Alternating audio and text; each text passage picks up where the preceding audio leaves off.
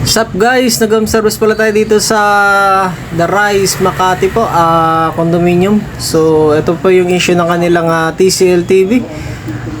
Yun nga po, sabi nila sir ni ma'am, mayroon daw sounds, meron dala sila sounds na naririnig at walang display. Ito po kalimitan na sira po ng ganitong model na 50 inches na TCL model Lead 5065 US. So yun nga po, kinonfirm talaga natin ito kung ano po talaga sinsira ng kanilang TV para po sure na sure tayo bago natin palitan ng backlights.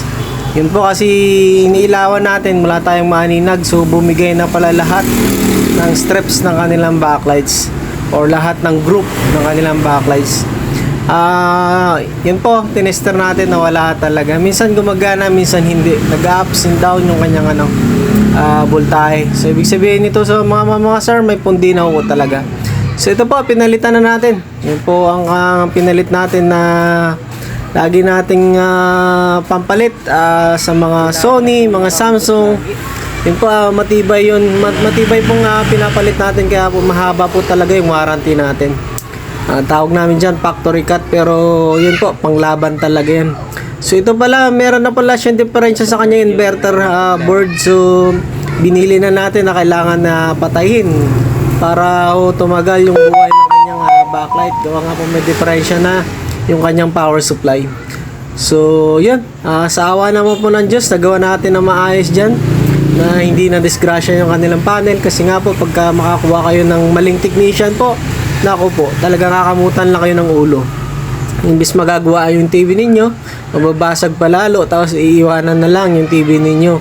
Sasabihin na babalikan na lang. So yun po, yung mga trabahong mura na mapapamura naman po kayo. Ito po yung mga skilled or mga technician na eksakto lang maningil. Yun po, may mga shop na mga legit.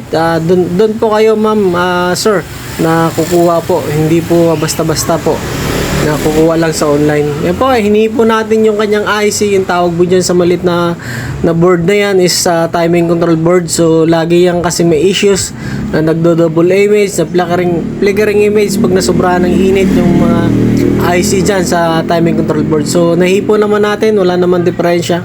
Hindi naman nag-overheat, so hindi na natin dinagdagan ng heatsink. Kasi po yung mga old design yan, may mga heatsink po yan dyan, may mga aluminum, lalo na pagka Sony.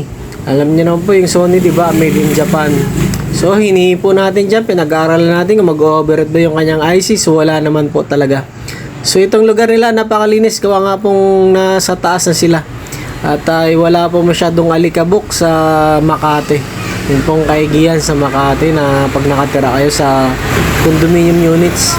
So ito po ang lagi natin ginagawa. Naging ritual na natin yan na bago kayo iiwan. At nililinisan talaga natin yan para sulit na po yung binayad po. At hindi po talaga tayo naghahabol ng service agad kung saan napupunta agad. Ito po, binibilin na rin natin dyan yung eksaktong brightness backlight settings para tumagal. Kasi po, based on my experience po, pagka naka 100% yung kanilang backlight, which is ito nangyari sa kanilang backlight, maybe tumakbo lang po ito ng 3 to 4 years, bumigay na yung kanilang backlights. So based on my experience po, pagka naka 30%, 20%, nakapagpalit ako niya na tumakbo yung kanilang TV ng 6 to 7 years. So imagine po, doble. So kagandahan pa niyan, hindi masakit sa mata. Imagine nyo po yung cellphone nyo, pagka sinagad nyo yung brightness, umiinit yung cellphone nyo. Same din yan po sa TV po. Umiinit yung screen, masisira yung screen, magkakaroon ng double image, flickering image. Yun po ang dyan, ang magiging epekto sa inyong TV. Tapos liliit yung lifespan ng kanyang backlight. So ito naman ang ginagawa natin, lagi natin nililinisan niya kasi syempre more sa may-ari, sobrang busy, wala na sila oras yan maglinis, lalo na pag may mga anak sa mga bahay na maraming may mga anak na makukulit. So ito naman, wala naman sila anak at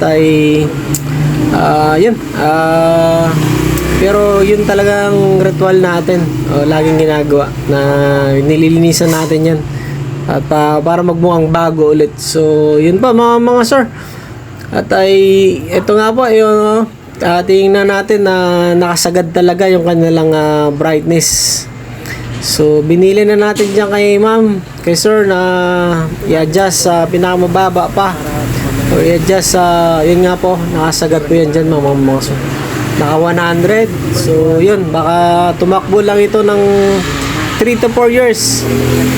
Ito po, yun nga po baka yun lang tinakbo ng ganitong model ng kanilang TV. So yun, in-adjust na natin dyan mga sir, in-adjust natin ng 30% para tumagal pa po. Nawa yung umabot pa po mga sir ng 6 to 7 years yung ating TV na ginawa sa inyo. Or magkikita man tayo sa ibang bagay, sa ibang repair, sa ibang TV ninyo po. Ayun po mga sir, sa gusto pa po magpagawa pa lang mga sir, mag-home service tayo ng buong Calabarzon sa buong NCR po mga sir.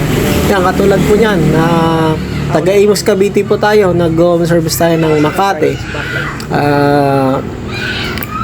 Pasig sa mga condominium units po, at ay pinakamalayo ko po ng home service dyan sa NCR malapit or Murong Rizal.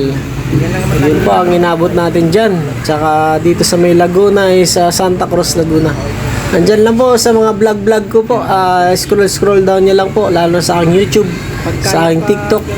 Nandun lang po ang aking mga vlog kung saan tayo na papadpad lagi. So yun po mga sir, friendly advice, ilulo nyo po yung brightness backlight ng inyong TV para tumagal po.